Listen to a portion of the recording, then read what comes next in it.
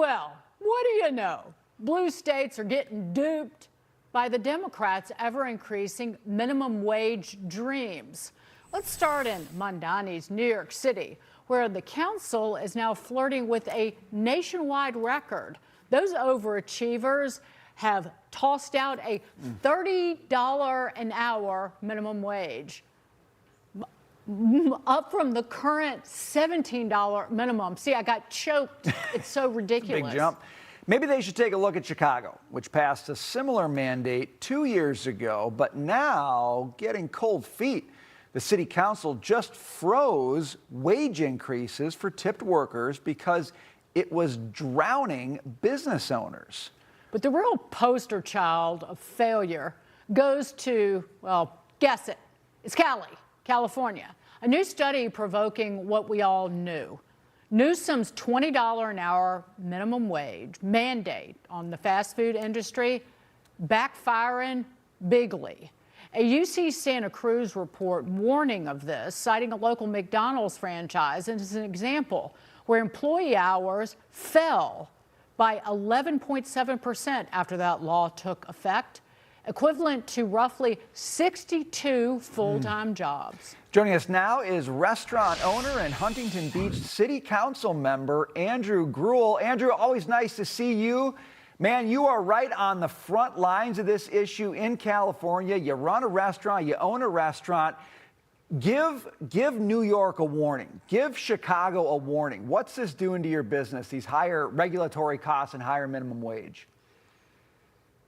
There will be businesses that shut down. Employees will lose jobs. They will lose hours, and the prices will go up for the consumers. 100%. It happens every single time. The government tries to tinker with the free market. The employees end up getting hurt, and the consumers pay more. It is a fact. Why do they keep doing it? I don't understand it.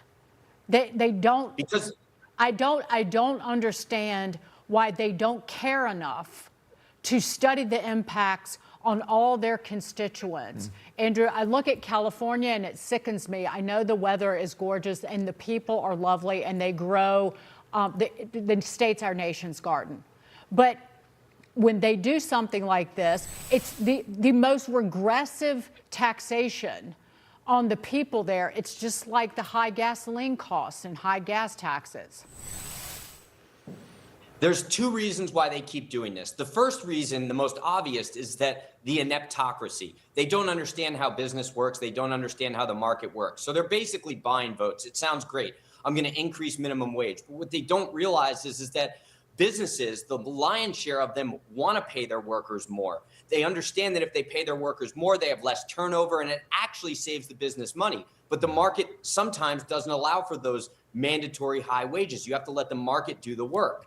And then that's when you have businesses that close down, consumers and employees that get hurt. The second reason is that they hate entrepreneurs and they hate small business owners. They would much rather most of these employees work for the public service unions or the government because they're easier to control, and then the government gets more money out of it and they can control these people better. I know that sounds nefarious, but that's the fact. That's a reality. And in many of these city council members' platforms, they actually abide by that Marxist quasi-socialist mentality.